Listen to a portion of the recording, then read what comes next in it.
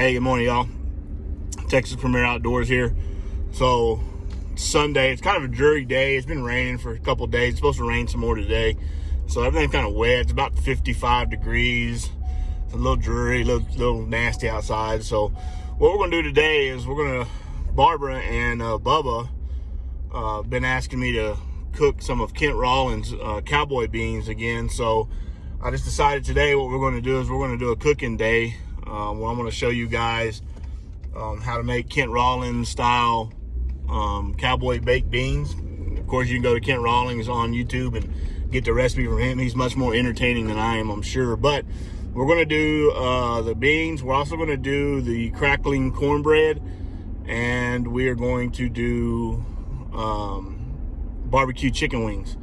So, but what we're going to do, unlike Kent, where he has all the big, what he calls birthdays, big grill, and fire pit and things. We don't have that. So we're going to throw our little rural neighborhood twist to it, where I'm going to show you how you can cook in a Dutch oven in your backyard without making a mess and get the same results. So we're on the way to Walmart right now. I got to get a few things for tonight that I didn't have, and then we'll come back, kind of get everything ready, and then we'll bring the action back to you here, and we'll show you kind of step by step on what to do, how we do it in a neighborhood environment where you can't have a big open fire or a fire pit, things like that.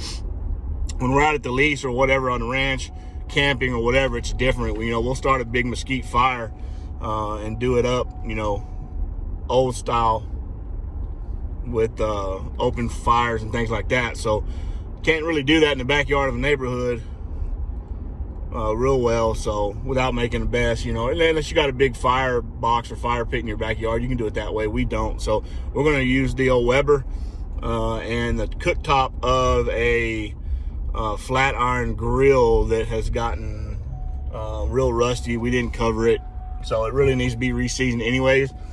And I'm not, it's that Blackstone, and we got that Blackstone, and I bet I've cooked on it once or twice. I'm glad I got it out of a rewards deal and didn't pay for it. I just don't do that much griddle cooking, so it works better for a top to cook cast iron on and put coals on than it does for me anyway. So we repurpose something that's used for something different, but you'll see what I'm talking about here in a little bit, and we'll bring the action to you. All right, just got done out of Walmart. Had a little wait line this morning. We're right in the middle of this COVID-19 stuff, so everybody's being extra careful, 6 feet apart, of course, doing our deal for social distancing. I'll show you guys the line here this morning at our local Walmart to get in. I only had to wait about 3 deep, and I got right in. I got everything I needed except regular brown sugar. They didn't have any regular brown sugar. So I had to get the stevia brand, which is going to be okay. We're going to probably not use as much of it as normal. We may even add a little bit of regular sugar just to kind of mess it up. We don't like that stevia stuff too much, but we'll see how it goes. I got the last cornmeal, believe it or not. I guess people are, of course, staying home, cooking more, so they're a little thin in there. I got the last 2 cans last 2 bottles, of Stubbs Sweet Heat barbecue sauce. They had a lot of barbecue sauce, but I use a particular brand both on my meat and in my beans, and it's Stubbs Sweet Heat. So I got the last 2 jars of that. Anyways, not too bad. I didn't look. They didn't have no toilet paper. I didn't see anybody carrying toilet paper out, so I'm assuming they were out of toilet paper. I got some the other day, and then Jen picked up another pack yesterday. So we got 5 or 6 rolls at the house, and we're not hoarding by any means, but we got enough. Anyways, in and out of Walmart took about 25 minutes, not too bad. We're heading back to the house now, and we'll talk to you at the while. All right, so got home.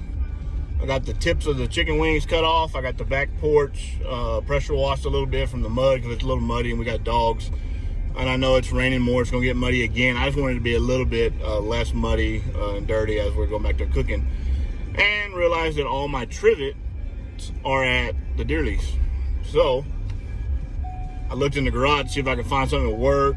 If I maybe had like an end of a cinder block, it would have worked. I could have made a lot of different things work. I had none of it. I need a few extra trivets anyway, so I'm just gonna run up here to Academy real quick and get some trivets. So need to kill some time anyways. I think Jennifer and Barbara about to do some girly nail stuff or something or other. Kids are playing, so I'll just jump out here and run to Academy real quick and see what I can find. We'll be back. All right, y'all. We got this trivet and a new cast iron Dutch oven and some new barbecue tools and a new lid puller because all my stuff is at the campsite. So, you know, that's what happens when you go and buy cooking stuff. You go for one thing and you end up with 4 or 5 more things. But having that second Dutch oven here at the house is going to help out a lot. Of course, it's a Lodge. I don't. I bought a one of the Academy brand gourmets before. It's okay, but since then I've bought all American-made Lodge cast iron. Now that I know better. So anyway, so I got a new 12-inch Dutch oven. We're gonna go home and get it seasoned up. And even though they say they come pre-seasoned, I follow the recommendations of Kent Rollins, and he says to go ahead and season it even though they call it pre-seasoned. So we're going to do that. I'm going to get it pre-seasoned. And saw Caleb in there just a minute ago. You'll get to see him some in our videos. He's one of our pro staffers on the hunting side, him and his wife Amanda. So they were in there. I didn't want to pull the camera out of the phone and video them, but they're enjoying their day off as well. And so you'll get to meet him and see him some here when the season gets kicking back and we start doing some hunting videos. But that's all we got for now. We'll be back to the house to season all this stuff up here shortly. We'll see you then. So we're back at the house here and got the new cast iron season going on. I didn't video the seasoning of the new Dutch oven because there's so many good videos out there already on YouTube. And I'm going to tag below. I'm going to put Kent Rollins' video link in my description on YouTube so you can watch it. That's who I learned from. I do it his way. So if you are interested and want to know about seasoning cast iron, he is the best in my opinion. He's my mentor as far as it comes to cowboy cooking and things. So just scroll below when you're done with my video, click on his and watch his, and he'll show you how to take care and season cast iron like you're supposed to. All right, so here we are in the backyard. We're about to get these coals going because we're going to need quite a bit of coal to do what we got to do today. We're going to be cooking a couple of some cornbread and also some cowboy beans, and we're going to barbecue some hot wings and some chicken. So I don't have a big pit or anything like that. Well, I'm going to show you how to do this with just your average type stuff, right? So I'm going to flip you around here. So what we're going to do to burn the coals in, and you'll see the dogs are circling like sharks. We're going to use just our Weber to get coals ready. And when we get ready to use the Dutch oven, I don't want to put the coals on this concrete. So what we're going to do is we're going to use the top of that Blackstone there. Again, like I said, I tried the Blackstone and it's not my style, but it does great for setting Dutch ovens on coals. So anyway, that's what we're going to do. We're using, I don't have any fresh wood, so we're going to use the hardwood lump. And this is the only time you're ever going to see me put lighter fluid on it. Normally I start my fire when I'm cooking on meat with alternatives, propane gas, lighter, or some of those JB hardwood sticks. But since most of these coals, the first set of the coals are going to go on the Blackstone there for coals, I'm not real worried about it. If it soaks up a little fluid or gets a little fluid, it's not going to taste the meat. When I get to the chicken in a little bit, it's going to have already a set of coals underneath it to get those coals going. So I'm not too worried about it. So this is going to be one time, if you know me as a cook, you'll see me using lighter fluid, which I normally don't. Daisy, stop that. She's getting her bite off the grill. Anyways, we're going to get these coals going and come back to you. While those turn into coal, I'm going to jump inside and fry up some bacon. I need bacon in two things. I need bacon in the beans, and I need bacon in the cornbread. So, and it's at two different levels. So the bacon that goes in the beans is a little bit of about a 70% cooked, kind of a softer type because you're going to have in beans, and then the bacon that goes in the cornbread is going to be more of a hard, well done type bacon. So I'm gonna jump inside while these turn to cold and get started on the bacon. Like I said on that bacon, you don't want it crispy on this because you're going to put in those beans. And you don't want to use real expensive bacon either, because what you're going to do is you're just kind of going to mash it up there like that, and it's going in those beans, right? But you want it about halfway, 3/4 way cooked anyway. So do that, and then you're going to deep fry, or you're going to pan fry the other bacon in a minute, and it's going to be a little bit more crispy, so you can break it up and put it in that cornbread. And then you want to keep this bacon grease because we're going to use that bacon grease here in a minute on that cornbread. So that's kind of what we're doing now. And then while we're doing this, while this is kind of getting where it's going, we're seasoning the chicken. I just flipped it all over. We got chicken wings and drumsticks. And what I season with is seasoned all salt and Lowry's, garlic salt and Lowry's, and then salt-free fajita seasoning. So that's what we use on chicken. All right, so there you'll see the chicken seasoned. And it was a little frozen still when I opened the package, so we're just letting it kind of rest and get more to room temperature. That way it's easier to cook through and through. If you throw chicken on the grill, or chicken anyways, and it's frozen to the bone, the likelihood is the outside's going to be dry, the inside's going to be not done, and you're going to be mad at yourself. So let that chicken get to room temperature as best you can before you put it on. That way it cooks all the way through and through. We're about to start chopping this Vidalia onion up into real small pieces right now. We've got it real thin here. You don't want the onion to take over the beans, but it does need to be in there, so you got to chop it pretty thin. And the bacon is all done now. We've got the less cooked bacon for the beans, and then the more crispy type bacon is going to go in that cornbread. And Cole's doing what they're doing out there, getting ready. And we're going to continue prepping. Okay, quick update on where we're at so far. So I've pre-warmed that Dutch oven there, the 10-inch, which is where we're going to cook the cornbread in. I've put all but about 2 tablespoons of that bacon grease in the bottom of it, kind of sloshed around. You want it to get in the bottom and be on the sides of it. What I've done here is made my cornbread mix. It's 2 cups cornmeal. It's 1.5 cups or 1 3/4 cups of buttermilk. It's 4 handfuls, or not handfuls, but pinches of sugar. You don't want it to be too sweet, but you got to have a little bit of sugar in there. And then 4 tablespoons of baking powder. Mix it all together. I'm fixing to pour that in that Dutch oven there, and then we're going to put those pork cracklings on top there, and it's going to be about ready. And then a little bit of that crunched up bacon, and then it's going on the fire outside. All right, so there what you've got is I've taken about 2 handfuls of pork cracklings, crunched them up, and then I kind of used this wooden spatula here and pushed it down in that batter. And then I've taken those 3 pieces of bacon we did crunchy style and just crumpled them up and spread them across the top. And now this cornbread about ready to go on fire. All right, so what we've got here, we've got the cornbread on a smaller type trivet, because that's what we have. I don't have a taller trivet. So what we want to do on cornbread is you want it to rise from the top, right? So what we're going to do is we're going to spread a little bit of coal way on the outside of it, and I'll show you when I get it done. And then most of the heat's going to be up on top. That way that cornbread rises and cooks from the inside out. So let me do that here. And we've got our coals here spread out around the bottom of that trivet there. We've got a good layer of coals on top, but your job's not done yet. Oh no, because we used about all the coals out of there already, right? So we got to get the fire going back again. We need to get that chicken started cooking. The best thing about it though, the beans only take it'll take 10 minutes on whatever kind of heat you got left over.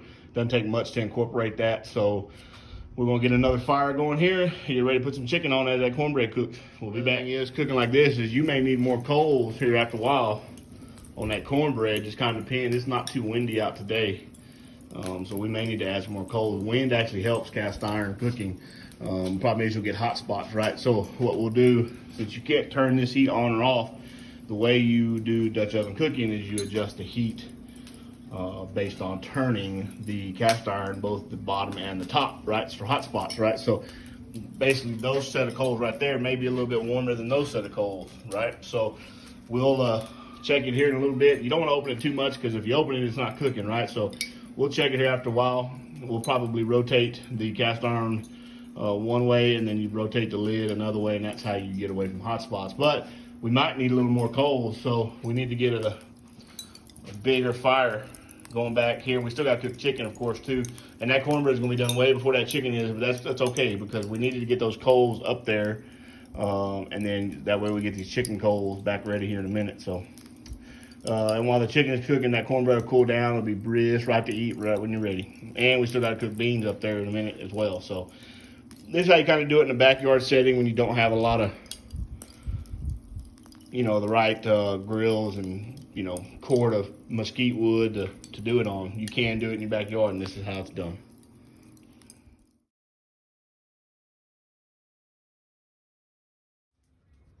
I just made my first turn of the Dutch oven here. I turned the Dutch a half that way. I turned the lid a half that way. That way we'll even out any hot spots there. And then on the grill here, had the coals are nice and good. I don't think we're gonna need any more for that cornbread. It's cooking real nice up there, so we're probably gonna put some chicken on here as soon as we cool it down just a little bit, get that oven heated up. What I mean by oven is get this lid, which is already hot. We'll get that lid good and hot so it cooks that chicken like it's in the oven. And we'll be cooking with coal here shortly. All right, y'all, so what I've done here, your nose will tell on food every time, right? If you use your nose a lot to cook with, like I do, it helps you and tells you kind of when you think you ought to be looking at something because that's changing smell. So I pulled that lid off and I could see that cornbread is starting to separate around the edges and pull in. That's exactly what it's supposed to do. What that means is it's getting done around the bottom. So what we've done here is we have taken and scraped all these coals to the edge away from the dill. We're gonna take a few of them and put them up on top and just help continue to firm that cornbread up from the top now. But it's done cooked from the bottom and we're good to go. Also, what I've done since last seen here, and I've taken them big old chicken legs and I've kind of spread them out around on that. Never want to cook chicken on top of the fire if you can. Indirect heat is best because you don't want to burn it too bad. So also, one of my tricks to cooking chicken is use water if you need to. If it starts flaming up on you or getting hot, use water. You can use a little water, drizzle it on there, or get a spray bottle, mist it on there. Help keep that chicken moist. That's going to help keep that chicken good and keep it from burning. All right, y'all. I just took the cornbread inside. It was pulled around the edges there, just like you want it to. You'll see it's pretty perfect. Top's done, nice and spongy, just like you want it, cooked all the way through.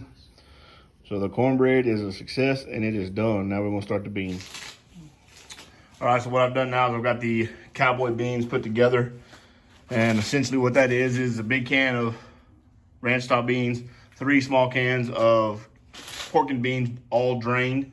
Then it's the onion, it's that undercooked bacon, that 80% done bacon.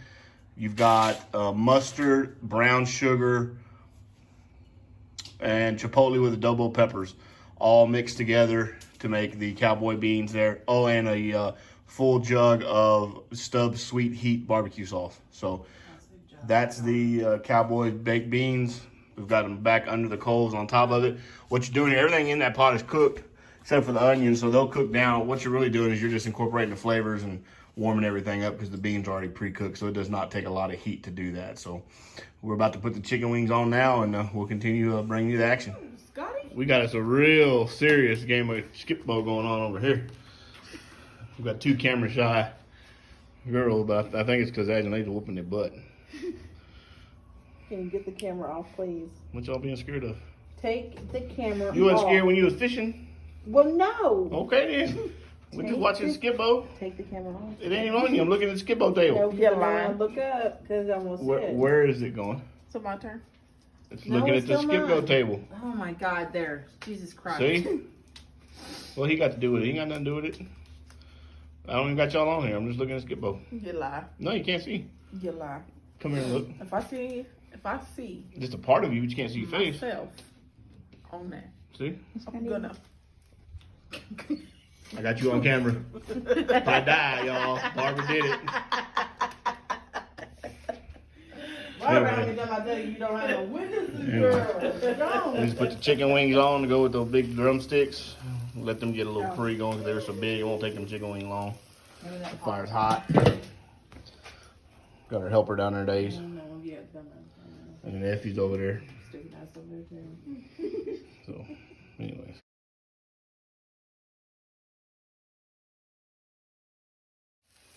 All right, y'all, that chicken's just about getting done. You know when chicken's getting good and done, it starts separating like that. You'll see it starting separating off them bones there. The skin starts separating. That's when you know chicken's done. You can also use a thermometer, but this is the old style. When that starts separating, you know it's getting real done. Don't pay attention to the peanut gallery over there. All right, y'all. It's all done. We're just caramelizing the barbecue sauce. We're about to take that in, then we're gonna cook them beans, and we're gonna be eating. All right, so we've got the beans on now. Took the rest of the coals out of the bottom of the pit just to, like I said, everything in that bean pot is cooked except the onion, so it really just needs to incorporate. And so we've layered it up. Josh and Cheyenne have showed up. Hey, Josh. Howdy. So there's Cheyenne, if you can see her. There's Cheyenne right there. Hi, Cheyenne. Hey. There she is. So we're real close to eating here. Pretty quick. And then just waiting on those beans. All right, y'all. Barbecue chicken. Buffalo chicken ranch dip. Cowboy baked beans. Crackling cornbread. And the whole fam. We finna play some Monopoly. Gonna eat dinner. And we out. If you like this video, of course, hit the like and subscribe button. Thank you for watching. We'll see you next time. Bye-bye.